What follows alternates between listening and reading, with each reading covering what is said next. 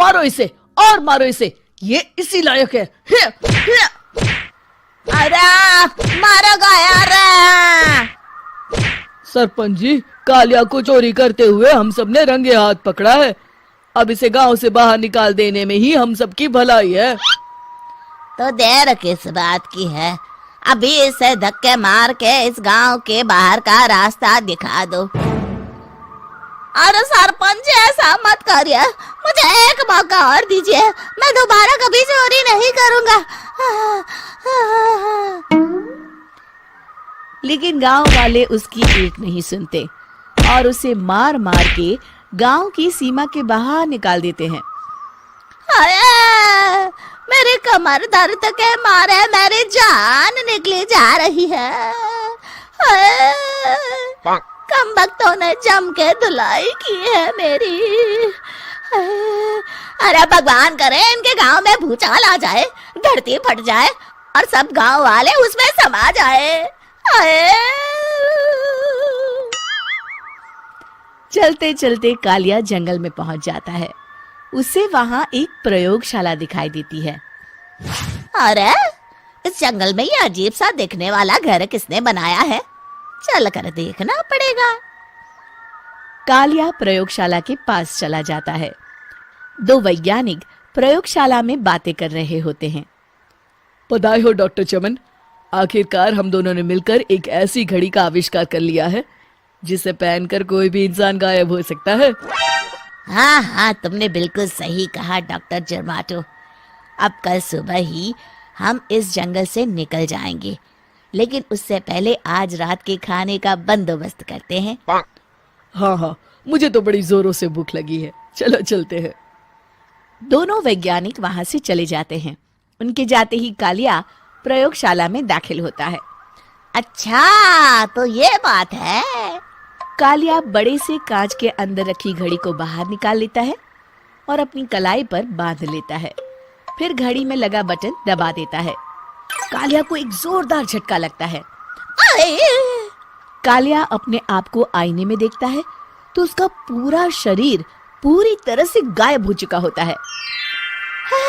अब तो जो चाहे वो कर सकता हूँ। सबसे पहले मैं उन सभी को सबक सिखाऊंगा। गांव वालों, मैं आ रहा हूँ। कालिया गांव की ओर चल पड़ता है। थोड़ी देर के बाद दोनों वैज्ञानिक वहां आते हैं। अरे ये क्या, लगता है कोई हमारी घड़ी चुरा कर ले गया है। ये देखो पैरों के निशान। अब क्या होगा, अगर वो घड़ी किसी गलत हाथों में पड़ गई तो अनर्थ हो जाएगा। तुम चिंता मत करो, हमारी घड़ी में जो बैटरी लगी है ना, वो सिर्फ 24 घंटे चलेगी। उसके बाद वो घड़ी काम करना बंद कर देगी।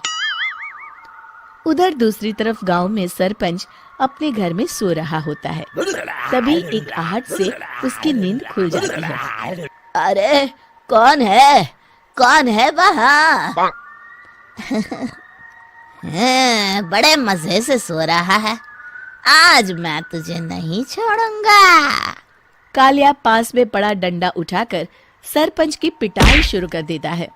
ये ले, ये ले, इसी लायक है, ले। आप मर गए। अरे ये क्या हो रहा है? अरे कोई बचाओ मुझे, मेरे घर में भूत आ गया है। सही कहा, मैं भूत ही तो हूँ, ये ले। अरे भूत जी, मैंने आपका क्या बिगाड़ा है, मुझे छोड़ दीजिए। आपको क्या चाहिए? तेरे घर में जितना भी पैसा है ना, मुझे ला कर दे दे, तब मैं तुझे छोड़ दूंगा और यहाँ से चला जाऊंगा। सरपंच अपनी तिजोरी से पैसे निकालकर एक बड़े कपड़े में बांधकर जमीन पर रख देता है और कालिया वो सारा पैसा लेकर वहां से चला जाता है। दूसरी तरफ जमींदार गांव के चौराहे पर खड़ा कुछ लोगों से बात कर रहा होता है। इस कमीने जमींदार ने भी मुझे बहुत पीटा था, इससे भी बदला लेना तो बनता है। हाँ? जमींदार अचानक अपने आप को चांटे मारने लगता है। अरे भाई ये क्या हो रहा है? जमींदार साहब अब ठीक तो है ना? अरे मुझे नहीं पता भाई।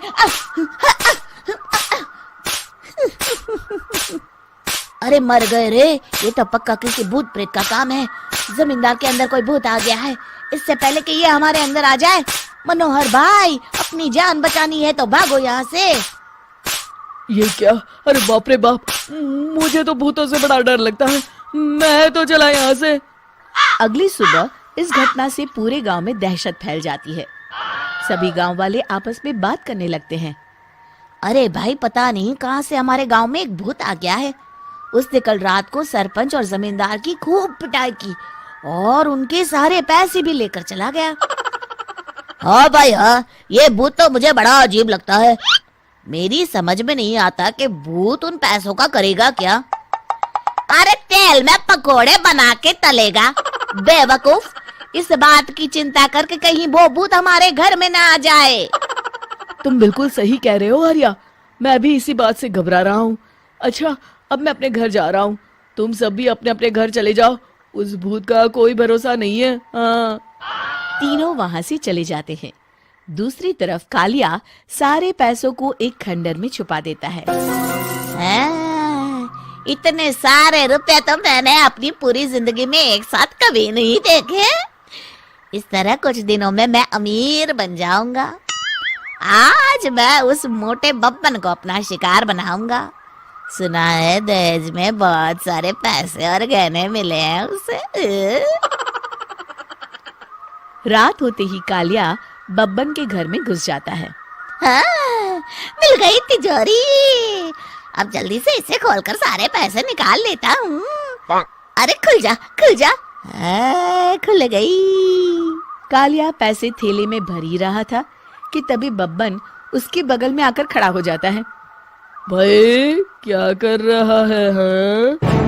अरे हट। अरे तेरी इतनी हिम्मत, मैं तेरे सामने खड़ा हूँ और तू फिर भी मेरी तिजोरी से पैसे चुरा रहा है।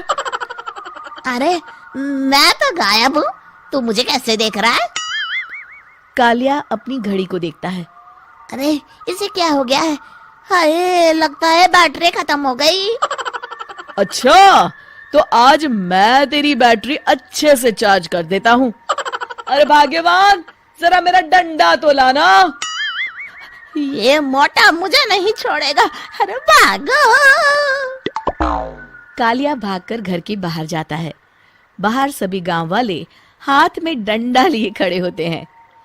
अच्छा, तो तू वो भूत है?